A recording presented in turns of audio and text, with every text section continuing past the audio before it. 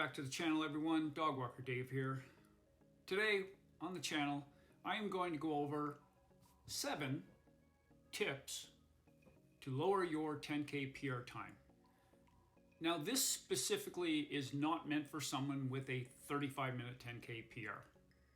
If you are running a 35-minute 10K PR or faster, you know a lot of information already. This video is more catered towards someone who runs about a 50-minute 10K, anywhere from 50-minute all the way up to an hour and a half, or even a little bit more than that. Before I continue with my top 7 tips, I want to give you a little bit of background.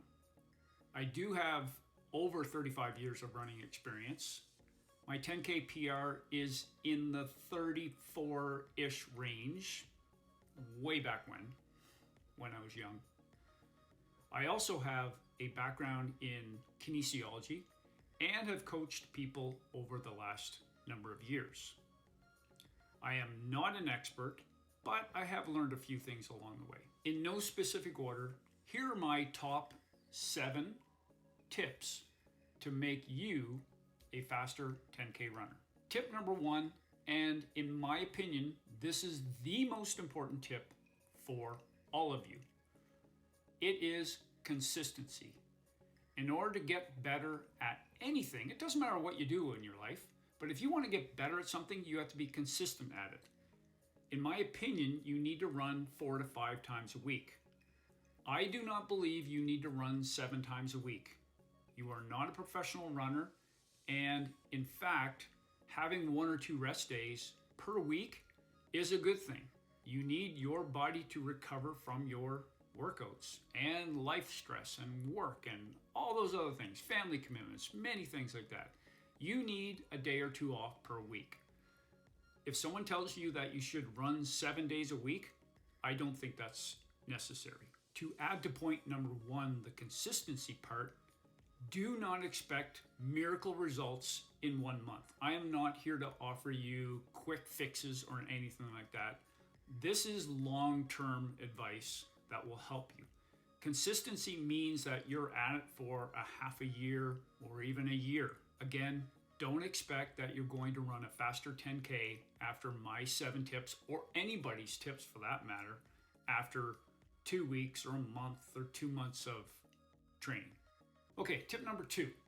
I know that there are many of you out there that feel that when you get back from a run, your heart has to be beating like crazy, your heart rate's way up there, you're sweating, you're out of breath, everything like that. I'm going to tell you that's the wrong way to look at it. If you look at all the best distance runners in the world, male and female, straight across the board, most of their days are easy.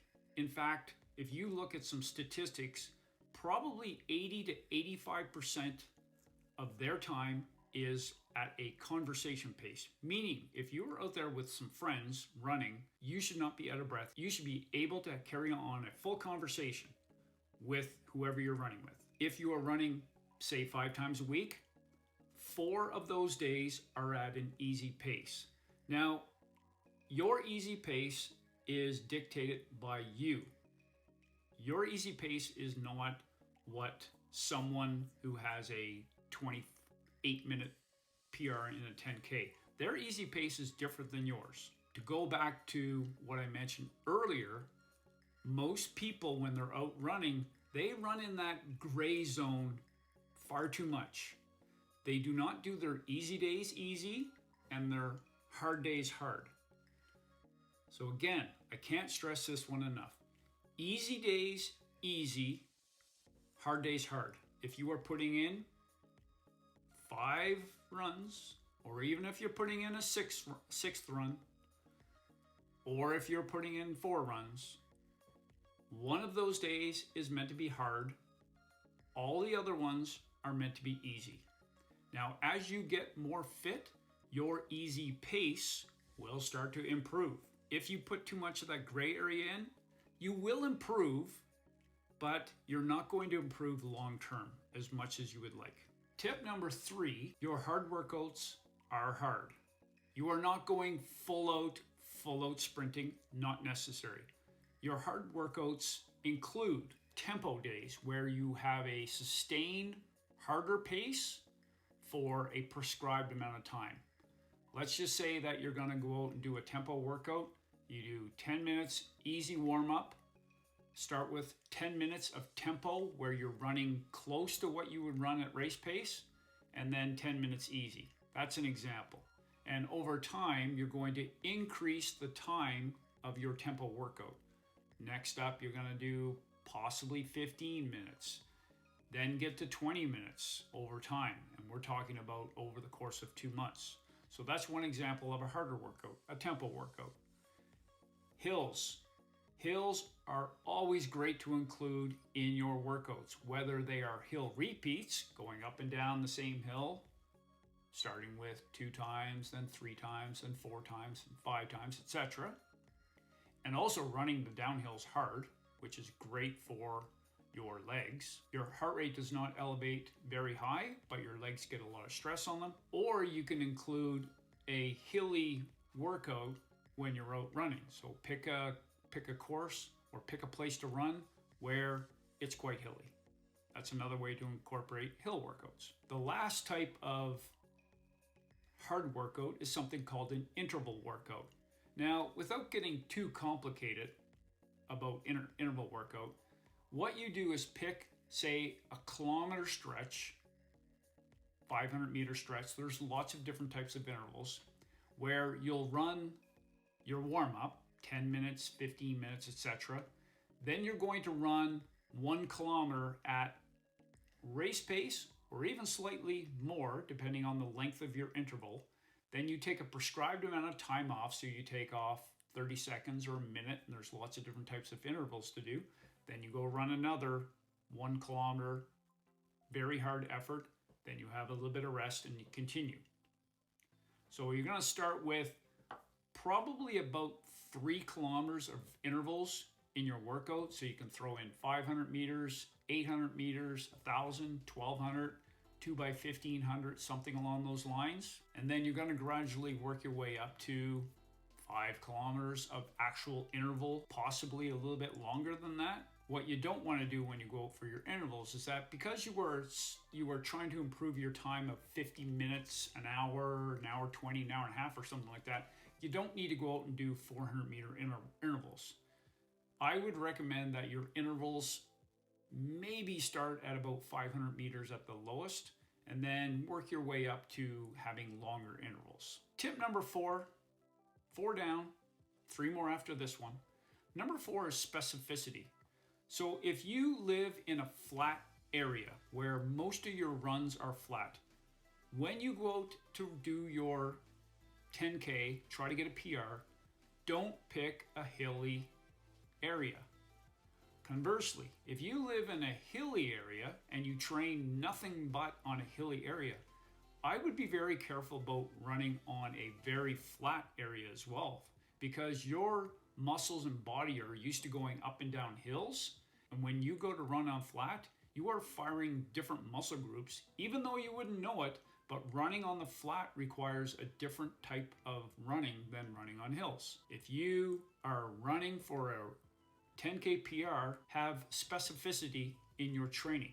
To add to the what's called the elevation profile of your running, train in basically all types of conditions. Because if you show up to do your 10K PR and you're used to running in 20 degrees Celsius weather all the time, or 10, or whatever the temperature happens to be when everything's perfect and you're out there, you show up the start line and you get sideways rain. What's going to happen then?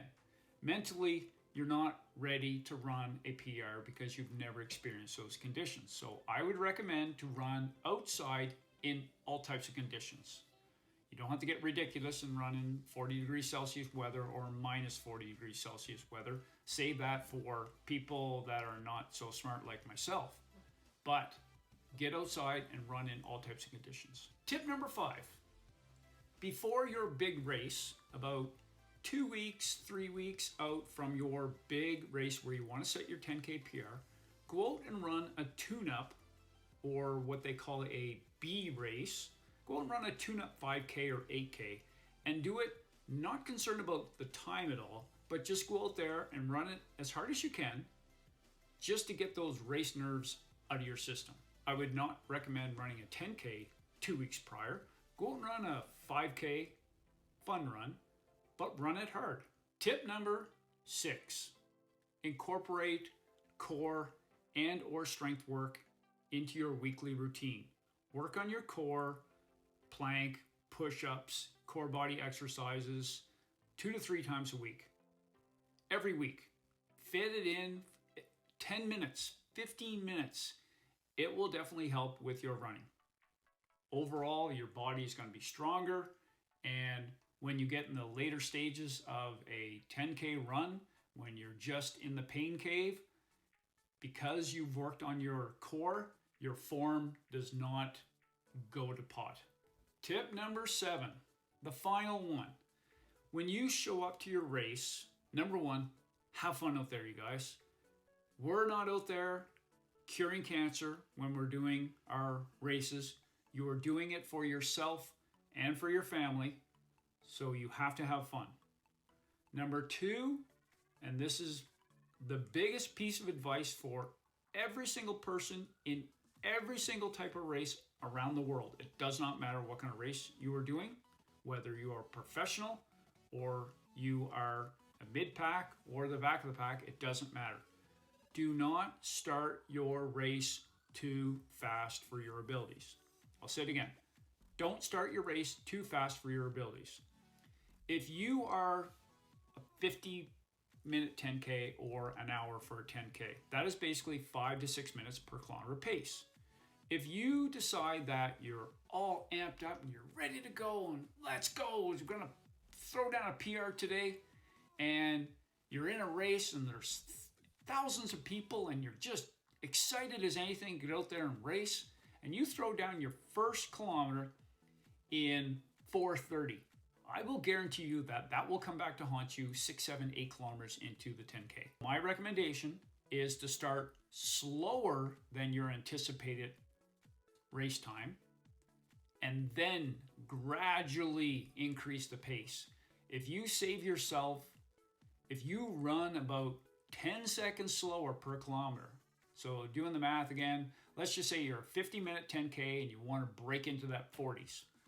5 minute per K pace, you go out there and run about 5:05 to 5:10 per kilometer pace. Then you can ramp it up, go faster, but don't go into a full all-out sprint at the 1K mark. So again, do not start your race too quickly. It will, I promise you, it will come back to haunt you. I've learned from experience. Start slow, then gradually increase your pace. I'm not going to promise you that you will get a 10K PR, but I'm just giving you some advice that I've learned over the years to help you run a faster 10K. I hope you enjoyed this video. Thank you very much again for watching. I do appreciate all the support of the channel. Have yourself a wonderful rest of your day. Peace, everyone.